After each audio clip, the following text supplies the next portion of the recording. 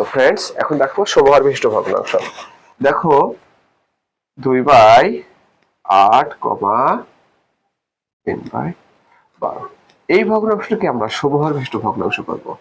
তাহলে সমহর বিশিষ্ট ভগ্নাংশ করার নিয়ম কি? দুটো ভগ্নাংশ দুটো টান নেওয়া আগে দিয়েছো।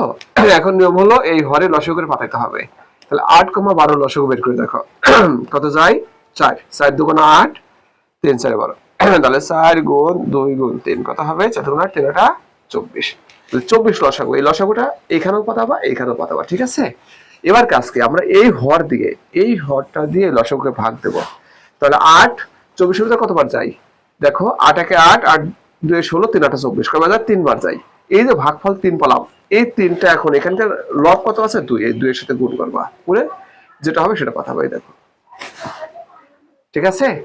এটা এখন দেখো এই ভগ্নাংশের পালা। এখন এই ভগ্নাংশ আবার এই লসাগুকে ভাগ দেবো। তাহলে 12 24 ভিতরে কবার যায়? 12 কে 12 12 2 24 দুইবার যায়। এখন তোমার এই লবে আছে কত? 3, 3 এর সাথে গুণ করে কত বা কত হয়? 6। এই দেখো, ঠিক আছে? এইভাবে আমরা সমহর বিশিষ্ট ভগ্নাংশে রূপান্তর করতে পারি। আরেকটা দেখাচ্ছি তোমাদেরকে, দেখো দেখো 5/8, 3 তোমার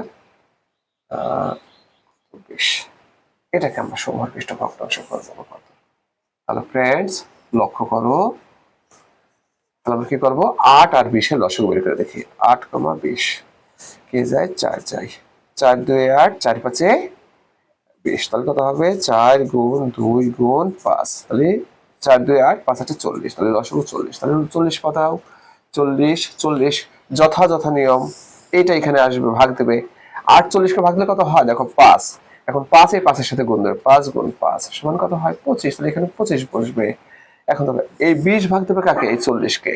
20 একে 20 20 দিয়ে 40 2 2 এখন কাকে গুণ দেবে? 3 কে গুণ দেবে। তাহলে 3 2 6। ফ্রেন্ডস, এভাবে আমরা সমহর বিশিষ্ট ভগ্নাংশ রূপান্তর করব। তো আমি তোমাদেরকে আরো একটি ভগ্নাংশ দেখাচ্ছি। দেখো সেটা কত? দেখো তোমার 2/3, 1/2 এই ভগ্নাংশটাকে সমহর করব আমরা। তাহলে প্রথমে কাজ কি? হরের লসাগু। 3 আর 2 এর লসাগু কত হয়? 6। এবার আমার হর দিয়ে লসাগু ভাগ দেবো, কত হবে? 2 2 2 এর সাথে গুণ দাও 4, 2 দিয়ে আমরা 6 ভাগ দেবো 3 3 একের সাথে গুণ দাও 3। তো ফ্রেন্ডস, এভাবে আমরা সমহর বিশিষ্ট ভগ্নাংশ করতে পারি।